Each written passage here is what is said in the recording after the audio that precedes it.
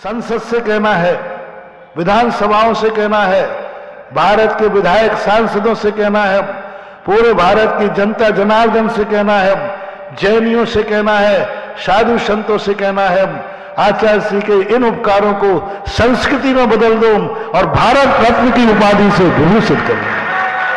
कि आचार्य महाराज वो तो अपने आप में अपने पुण्य से थे, वो महान थे, उन्होंने रत्नत्रय पालन किया, उनका बहुत बड़ा पुण्य था, पता नहीं कितना था, पर वो अपने गुरु बने, ये अपना पुण्य था। वे मुनि बने, वे साधु बने, उनका पुण्य था, लेकिन हमने उनको गुरु माना, ये हमारा पुण्य था। आचार्य श्री का जो भाव, जो परिणाम हमें सुनाए गए, साक्षात जो मैंने कल भी कहा था, विनोद ब्रह्मचारी छतरपुर वाले ने सुनाया कि आचार्य तो 20 दिन पहले से 26 जनवरी को उनकी चर्चा हुई। उस समय से वो आनंद में विभोर थे, वो तो सब कुछ छोड़ चुके थे, उनको तो कुछ शरीर से मतलब नहीं, संग से मतलब नहीं, अपने पद से मतलब, पद का भी उसी समय त्याग कर चुके थे। वो तो सारी व्यवस्थाएं कर चुके थे। तो लोग कह रहे हैं कि वो 2 दिन पहले 3 दिन पहले उनकी संलेखना हुई, 3 दिन से संलेखना चल रही है। मैंने सोचा कि भाई हो सकता है, क्योंकि मैं तो वहां था नहीं। 3 दिन से संलेखना चल रही, लेकिन जब खोजने पर पता चला कि ये संलेखना 3 दिन की नहीं है, ये संलेखना 20-25 दिन से चल रही है। भावात्मक संलेखना तो शुरू से, हमने कल तुम्हें बताई थी कि आचार्य श्री सदा समाधि की तैयारी, किसी भी समय यमराज आ जाए, आचार्य श्री ये कहने वाले नहीं तो रुको, तैयारी तो कर लो, तैयारी तो कर लो। जो सामायिक में बोलते हैं शिष्य गुरु प्रपंचई, उसको क्या तैयारी करना संलेखना, लाखों वर्षों तक जीऊं या मृत्यु आज ही, जो तैयार बैठे हमेशा गुरु और प्रपंच, शिष्य प्रपंच हैं। आचार्य ने सन 1982 में कह दिया, ये शिष्य वंदना ये सब प्रपंच है, प्रपंच। वो शब्द कल से ही मेरे लिए घूम रहा है, इतने दिनों में याद नहीं आया। इतने दिन के बाद कल याद आया कि गुरु महाराज तो 1982 से संलेखना की तैयारी कर रहे थे। वह व्यक्ति सदा संलेखना के लिए तैयार रहते। और जब पता चला मुझे, महानुभाव 2 दिन पहले नहीं, उनकी संलेखना उसी दिन शुरू हो गई थी जिस दिन उनको एहसास हुआ कि बीमारी असाध्य। और उन्होंने 20 दिन पहले जिस ब्रह्मचारी का नाम लिया था ना, विनोद ब्रह्मचारी छतरपुर वाला, उसके सामने जो भाव व्यक्त किए, जो उनका डिस्कशन हुआ, वो डिस्कशन, बड़ा भाग्यशाली है वो ब्रह्मचारी, बड़ा पुण्यात्मा है वो ब्रह्मचारी, जिसके ने अपनी चर्चा के माध्यम से गुरु की अंतस चेतना उजागर कर दी। मैं उसको इसलिए महत्व दे रहा हूं क्योंकि हमें गुरु की इतनी बड़ी भावना कैसे पता चलती। हम तो यही कहते कि भाई 2 दिन पहले 3 दिन पहले महाराज ने अन्न जल त्याग दिया, 2 दिन से संलेखना चालू हुई। हम कैसे कहते थे? कितना बड़ा अपराध हो जाता, कितना बड़ा अपराध हो जाता कि गुरु महाराज ये सब कुछ जो तुम 2 दिन 3 दिन 4 दिन 5 दिन पहले कह रहे हो, वो 20 दिन पहले हो चुका है, उनके विचार भी अनियत थे, कब क्या विचार बोल दें वो कुछ नहीं कह सकते। ब्रह्मचारी सामने बैठा, चर्चा चली, ओहो अंतर चेतना उगल दी, सारा जगत सुनो रहे कि पूज्य आचार्य महाराज के प्रति इतना छोटा मत करो। 20 दिन पहले जिन्होंने उस ब्रह्मचारी की बातें सुनकर के तुम्हारे रोंगटे खड़े हो जाएंगे, ऐसी चर्चाएं उनके सामने की। उनको मालूम था कि मुझे बीमारी हुई है। वो कहता है मुझे मालूम है। तो ब्रह्मचारी ने कह दिया कि महाराज आपको मालूम, आपको अस्वस्थता की बीमारी, कभी भी कुछ हो सकता है। बोले मुझे मालूम है। बोले तैयारी क्या है? बोले बेटा मैंने तैयारी शुरू कर दी है, तैयारी हूं, मैं बैठा हूं तैयारी के लिए। 20 दिन पहले 25 दिन, 26 जनवरी को कितने दिन हो जाएंगे? 20 दिन, 21 दिन। उस समय आचार्य श्री ने कहा, सब कुछ बोल दिया। तुम कहते हो संघ की, वो कहते मैंने सब व्यवस्थाएं कर दी हैं। 22 दिन सब संघ की व्यवस्था कर दी उन्होंने। बोले मैं भली शिष्य गुरु माने, मैंने गुरु पद का त्याग कर दिया है। ब्रह्मचारी से बोले 20 दिन 22 दिन पहले, मैंने गुरु पद का त्याग कर दिया है। शिष्य गुरु माने तो माने, उनकी मर्जी, मैंने तो अपना गुरुपन का त्याग कर दिया है और सब कुछ आदेश निर्देश सब कुछ अपने आत्मा में लीन हो गए। इतने दिन पहले, और उस ब्रह्मचारी के सामने हमें तो थोड़ी सी बात पता चली। मैं तो कहता हूं सारे विद्वानों को, सारे महाराजों को उस पुण्यात्मा ब्रह्मचारी को बुला करके आचार्य श्री के अंतर की उस सत्य भावनाओं को दुनिया के सामने रखकर अपने जीवन को धन्य करना चाहिए। कि कैसे थे, कहीं ऐसी धारणा नहीं हो जाए कि आचार्य श्री आकस्मिक चले गए, आकस्मिक उनका शरीर छूट गया। नहीं, देखो 20 दिन पहले की तैयारी देखो, उनके भाव सुनो, उन भाव सुनकर के रोंगटे खड़े हो सकते। आचार्य श्री के इतने उच्च विचार, आचार्य श्री इतना विस्तार सोचने वाले। हर व्यक्ति अपने अपने स्वार्थ की सोच रहा है, आचार्य श्री की अंतर चेतना स्वार्थ से परे है। हर व्यक्ति आज किस सत्य की पर कसौटी पर आचार्य श्री कसे गए? हर व्यक्ति अपने स्वार्थों को लेकर साची बोल देता है, झूठ भी बोल देता है, अपने स्वार्थों के कारण। एक झूठ छुपाने के लिए 10 झूठों की तैयारी और की जाती है। हमारे आचार्य महाराज कहा करते हैं कि एक झूठ बोलने के लिए व्यक्ति को 4 झूठ और बोलना पड़ते हैं उसके साथ। इससे अच्छा है एक ही सत्य बोल दो ना, मामला खत्म हो जाए। लेकिन व्यक्ति स्वार्थों से भरा है, निजी स्वार्थों से भरा है। उन्हें ना भगवान की भावना से मतलब है, ना गुरु की भावनाओं से मतलब है, उन्हें तो अपने निजी स्वार्थों से मतलब होता है।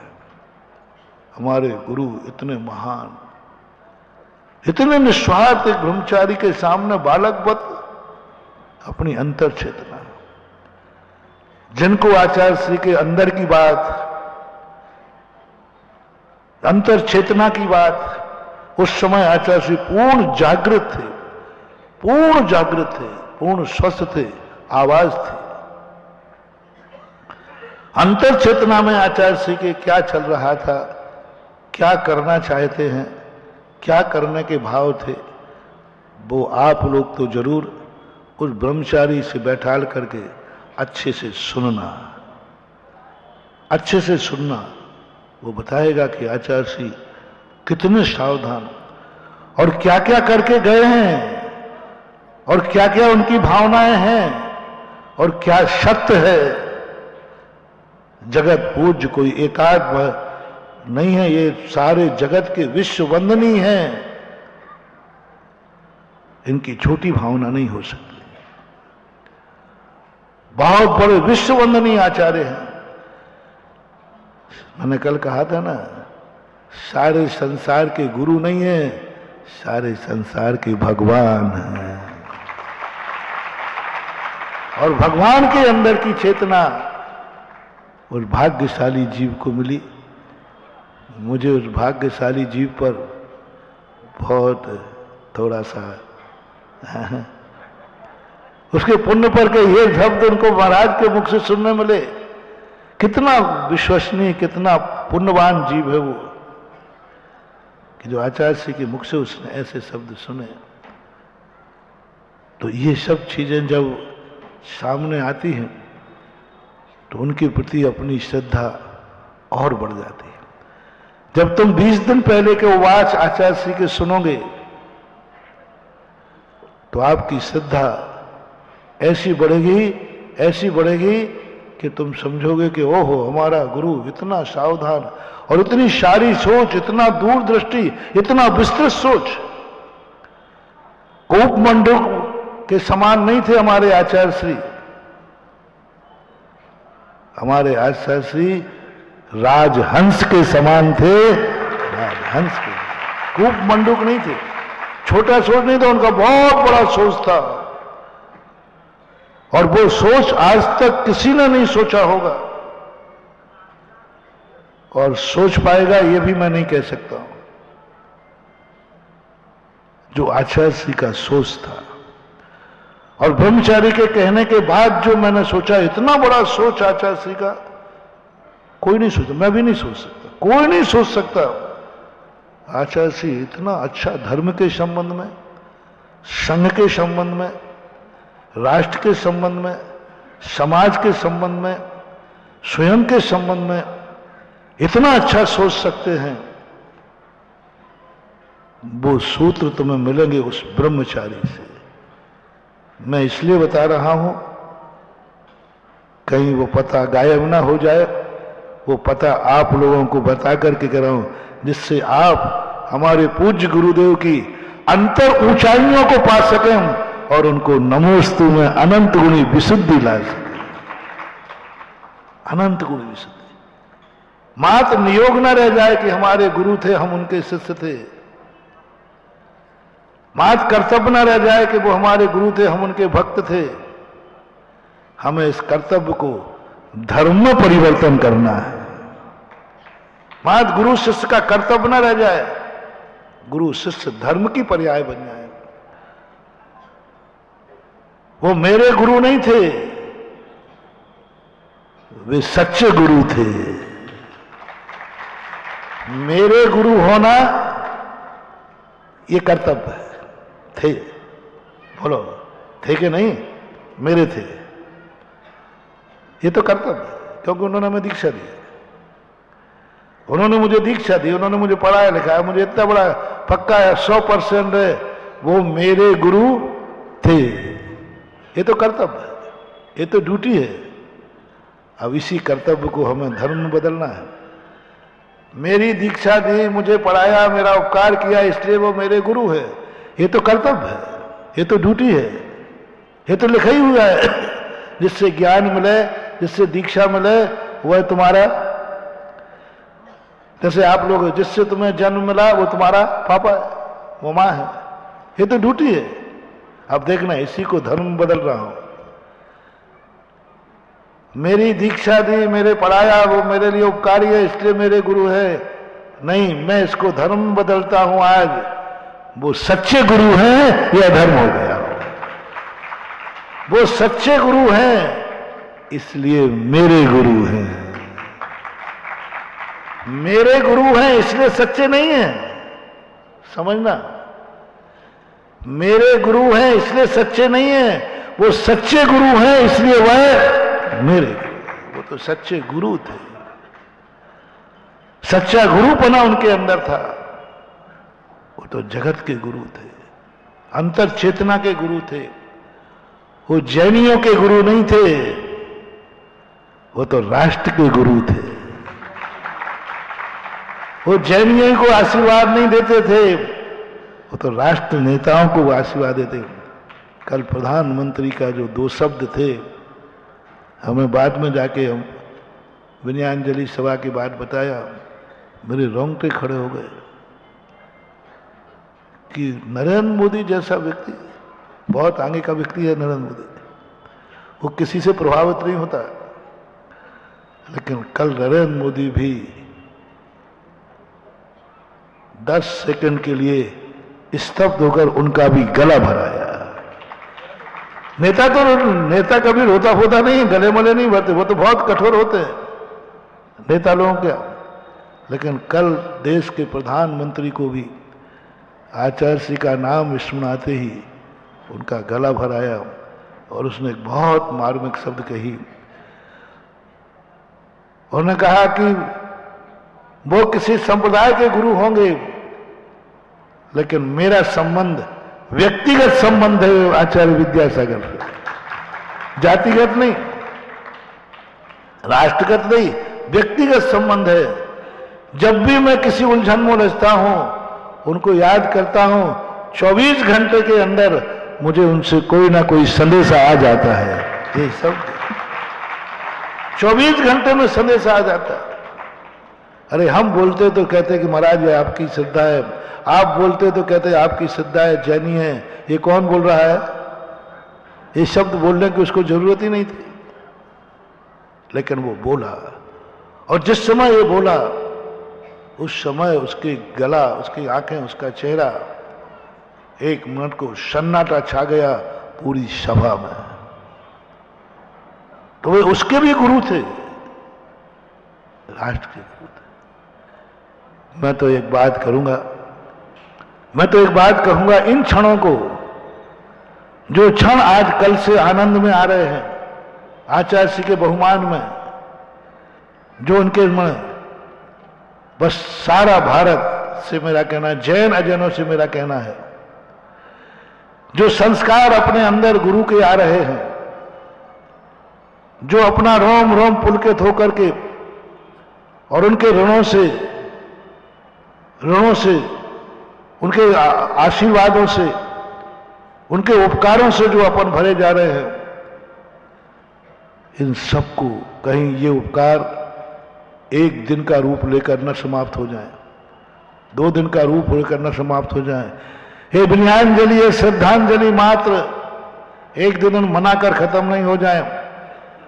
आज प्रधानमंत्री से भी मेरा कहना है, नरेंद्र मोदी से, संसद से कहना है, विधानसभाओं से कहना है, भारत के विधायक सांसदों से कहना है, पूरे भारत की जनता जनार्दन से कहना है, जैनियों से कहना है, साधु संतों से कहना है, आचार्य श्री के इन उपकारों को संस्कृति में बदल दो और भारत रत्न की उपाधि से विभूषित कर दो।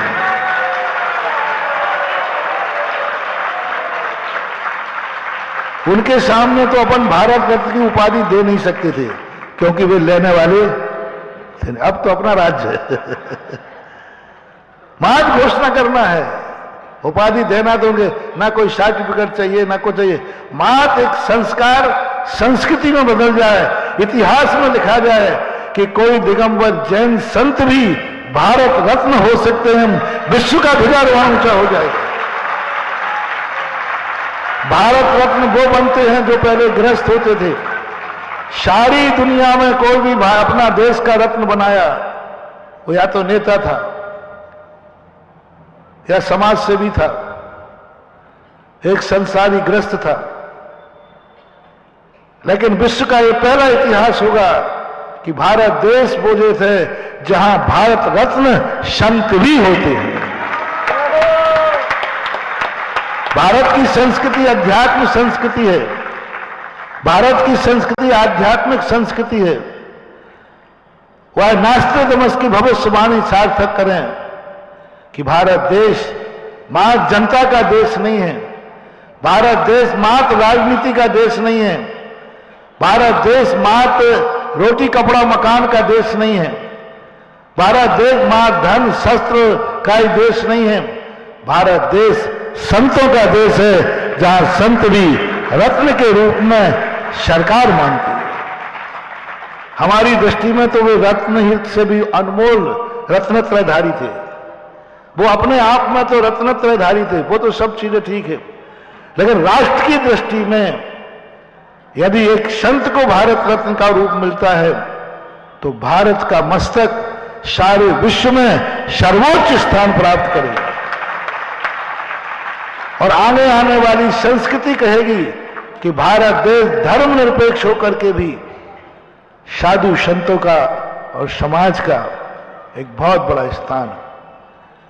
समाज और राष्ट्र तो सारे भारत में है, लेकिन समाज, राष्ट्र और संत मात्र भारत में है। और वो भी ऐसे संत जिन्होंने राष्ट्र के लिए, समाज के लिए, धर्म के लिए, सबके लिए कुछ ना कुछ किया है। सब तरफ से कसौटी में उतरते। और जब तुम भारत रत्न की उपाधि से बात करोगे तो फिर मैं विश्व को भी संदेशा देना चाहता हूं कि तुलना कर लो, अभी तक जितने तुमने नोबेल पुरस्कार दिए हो उन सब में फर्स्ट नोबेल पुरस्कार मिलने लायक हैं तो आचार्य विद्यासागर महाराज की विचारधारा और आचारधारा। सबने कोई एक काम किया है, कोई एक दिशा अपनाई है, जो जिस दिशा में गया उसी दिशा में काम किया। लेकिन हमारे अपूज्य गुरुदेव ने चारों दिशाओं में नहीं, 10 दिशाओं में काम किया है। नीचे भी, ऊपर भी, आजू भी, बाजू भी, सब 10 दिशाओं में काम किया। अभी तक नोबेल पुरस्कार जितने अंतरराष्ट्र से मिलता है उनकी तुलना करिए निष्पक्ष होकर के। और हमारे आचार्य श्री की विचारधारा, हमारे आचार्य की आचार संहिता नहीं कह रहा हूं, आचार संहिता तो ठीक है, हम जैनियों के लिए तुम कहकर टाल दोगे कि उनकी चर्या, उनका आचरण ऐसा था। हम आचार्य श्री की विचारधारा पर जाते हैं। आज आचार्य श्री की विचारधारा देखोगे तो विश्व में ऐसा कोई दूसरा व्यक्ति नहीं हुआ जो हमारे पूज्य आचार्य महाराज की विचारधारा की बराबरी कर सके। सारे आचार्यों की विचारधारा, अब जितने लोग हुए हैं नोबेल पुरस्कार में, उनकी विचारधारा की तुलना करके देख लीजिए। सर्वश्रेष्ठ नोबेल पुरस्कार के अधिकारी है आचार्य विद्यासागर महाराज। वो इसके मोहताज नहीं थे। मैं ये मत समझना कि हम आचार्य श्री को नोबेल पुरस्कार भारत रत्न की उपाधि से तोल रहा हूं, नहीं, वो तो इससे भी बहुत ऊंचे थे। उन्हें तो साक्षात मोक्ष रूपी त्रिलोकी नाथ उनको उपाधि दे रहा है। वो तो त्रिलोकी नाथ बनने वाले हैं। अभी जगत पूज्य थे, अब आगे वो त्रिलोकी नाथ बनेंगे और आगे जाकर वो ऐसे त्रिलोकी नाथ बनेंगे कि उनका भी जन्म होगा और इंद्राणी ऐसे ही उनको लेके नाचेगी, ना दूंगी मैं, ना दूंगी मैं, ना दूंगी, ऐसे होगा।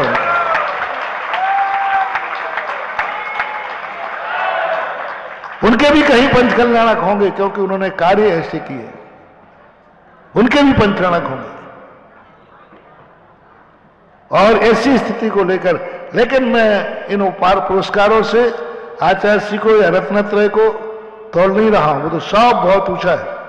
मात्र संस्कृति बनाना तुम्हारा गौरव है, आचार्य श्री का गौरव नहीं, जैन धर्म का गौरव नहीं, हमारा तुम्हारा गौरव नहीं, इसके लिए नहीं कह रहा हूं। मात्र राष्ट्र का गौरव बढ़ेगा इससे, और मुल्क यदि देता है तो सारे मुल्क का गौरव बढ़ेगा। मुल्क को मस्तक उठाने का मौका मिलेगा कि मुल्क वो है जिन्होंने एक संत को भी उस विचारधारा में खड़ा देखा जिस विचारधारा में मानव का सर्वोच्च स्थान मिलता है। एक संत को उस विचारधारा में खड़े होना, एक संत की वह विचारधारा होना बहुत दुर्लभ मानव। संतों की विचारधाराएं आध्यात्मिक होती हैं। जैसे आदिनाथ की मात तीर्थंकर की विचारधारा मात पारमार्थिक होती है, तीर्थंकर की विचारधारा पारमार्थिक होती है। मात्र दुनिया में आदिनानंता अनंत तीर्थंकरों में ऋषभदेव ऐसे हुए जिनकी पारमार्थिक विचारधारा के साथ साथ सांसारिक विचारधारा, राष्ट्रीय विचारधारा, कर्म क्षेत्र की विचारधारा, आजीविका की विचारधारा पर मात्र 24 तीर्थंकरों में एक तीर्थंकर हुए ऋषभदेव, जो अपने तीर्थंकर के प्रोटोकॉल से हट करके षट कर्म की व्यवस्था बनाई। तीर्थंकर के प्रोटोकॉल में नहीं आता कि दुनिया के आजीविका सिखाना, राष्ट्र को राजनीति सिखाना, किसी के में नहीं आता, मात्र ऋषभदेव थे। ऐसा ही हजारों साधु संत हुए भगवान महावीर स्वामी के बाद।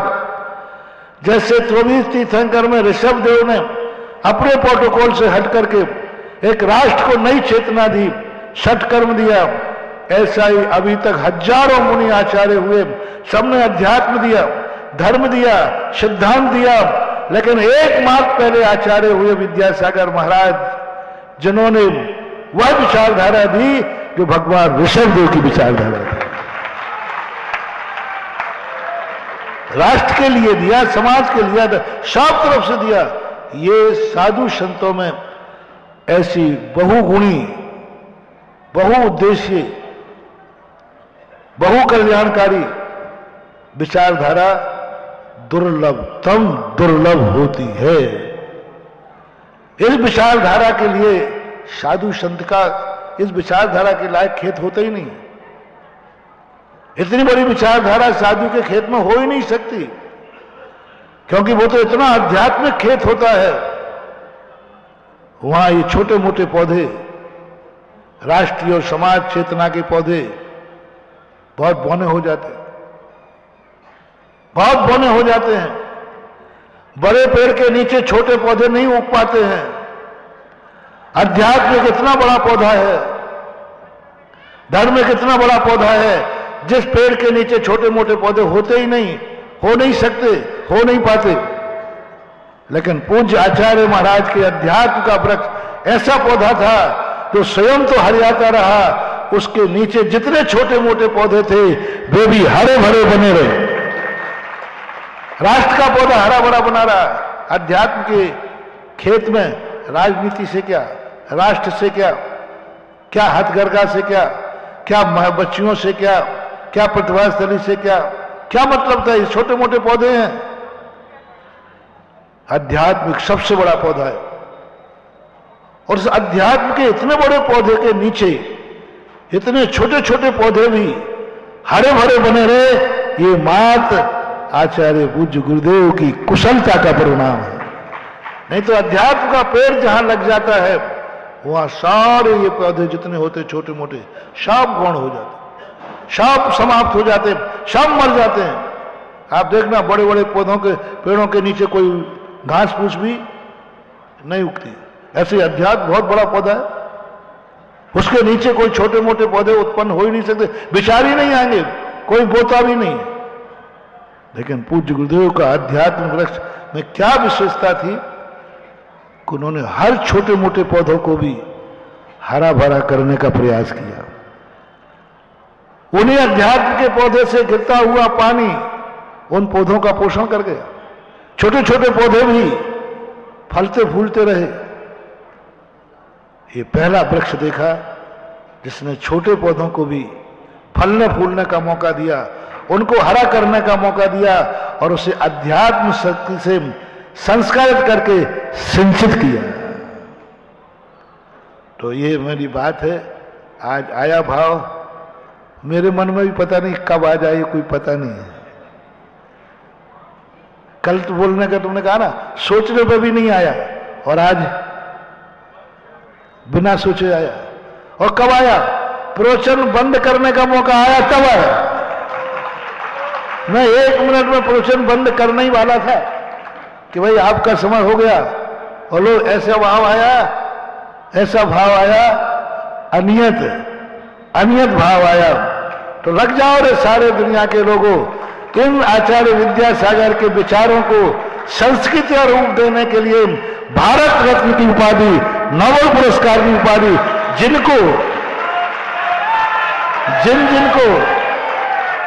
जिन जिनके पास, जिन के ऊपर यह वैचारिक क्रांति का असर हो रहा हो, वे जुट जाए अपने इन विचारों को संस्कृति का रूप देने के लिए। मैंने पहले कह दिया, इनका मूल्यांकन नहीं कर रहा हूं। ये संस्कार संस्कृति बन जाए, और संस्कृति का अर्थ होता है स्मृति बन जाए, और स्मृति जब बनते हैं जब कोई चिन्ह स्मृति चिन्ह बन जाए। आज अपने पास स्मृति रहेगी, अपन याद करेंगे क्योंकि अपन ने आचार्य श्री को देखा है, लेकिन आने वाली पीढ़ी आचार्य श्री को तो नहीं देखा ना उन्होंने। वो स्मृति चिन्ह देख करके पता करेगी कि आचार्य श्री कैसे थे। स्मृति चिन्ह क्यों बनाए जाते हैं? स्मृति तो अपने पास है ही, बोलो, अपनी जिंदगी में अपन आचार्य को भूल पाएंगे क्या? हम तो नहीं भूलेंगे, लेकिन आने वाली पीढ़ी ने देखा ही नहीं आचार्य को, उन्हें तो देखा ही नहीं, उनको कौन दिखाएगा? स्मृति चिन्ह दिखाएगा। इसलिए मैं आचार्य का उतना बड़ा पान इन छोटी उपाधियों से नहीं तोड़ना चाहता, इन छोटी मोटी उपाधियों से उनको मूल्यांकन नहीं कर रहा हूं। मैं इतने बड़ी शक्ति को स्मृति चिन्ह राष्ट्र बना लेवे, स्मृति चिन्ह अंतरराष्ट्रीय बना लेवे कि हमने एक ऐसे संत को स्मृति चिन्ह में कैद कर लिया कि आगे हजारों हजारों पीढ़ियां भी आएंगी तो कहेंगे भारत में कोई संत हुआ है जो भारत रत्न और नोबेल पुरस्कार से पुरस्कृत था। ये अपना सौभाग्य है आचार्य श्री का नहीं, ये अपने अभाग्य है राष्ट्र के और मुल्क के। ये बात आज बहुत अनायास एकदम आई और समय पर निकल गई। आपने लाइव किया कि नहीं किया मुझे पता नहीं, मेरे मुख से तो निकल गया। अब आप जानो, आपका काम जाने, मेरा काम जितना था मैंने कर दिया। आगे अब आपका काम है, राष्ट्र का काम है, मुल्क का काम है। महावीर भगवान की जय।